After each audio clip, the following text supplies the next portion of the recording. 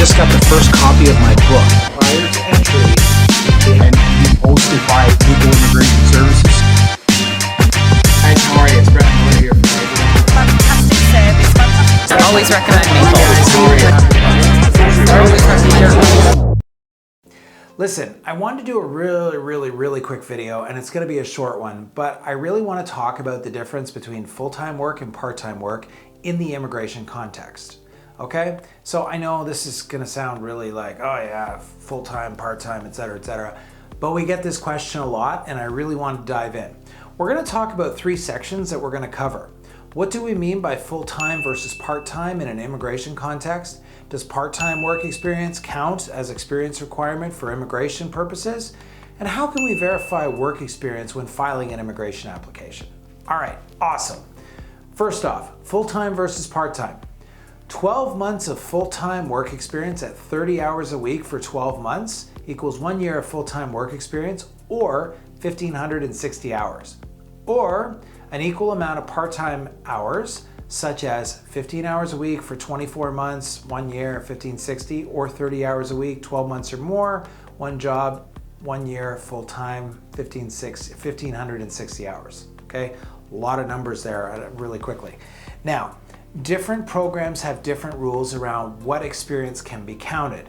This is really important, but we're not going to cover that here in this video because it really is program specific, and there's other videos on this channel about the specifics with respect to work experience in the different programs. Okay, but we will touch on a few in a few seconds, so don't worry.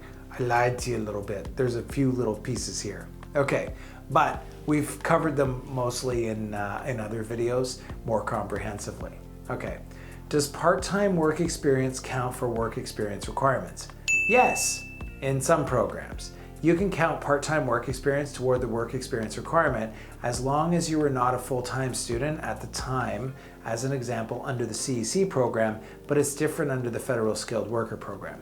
However, you must have gained the equivalent amount of experience as someone who has worked full-time for at least 1 year, 1,560 hours.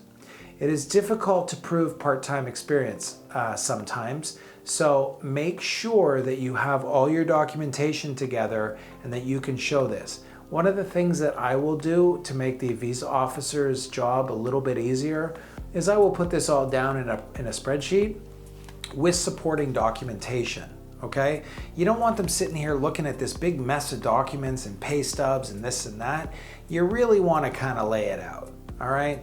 You don't want to have the person who's making the decision on your file and subsequently your life in a bad mood because they don't understand what you've given them, okay? Just my personal tip, right?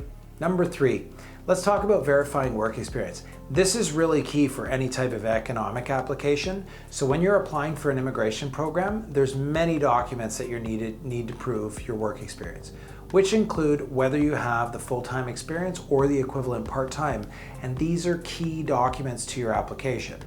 So to prove your full-time work experience or your equivalent part-time, you're going to be required to provide generally these documents: an employment contract, a reference letter from the employer noting the average number of hours you worked per week and when you started and when you ended, okay? Again, if you're coming through express entry, that is a must document. You don't have that, you got a bit of a problem. There are ways around it, but you're gonna have to be a little bit careful with that. Pay stubs, love these, okay? Because you can see exactly how many hours were there, how much you were paid, and you can see it cumulative over the time. Tax returns or government filings if they're required, okay? These are key documents to your application, and these will make your application strong.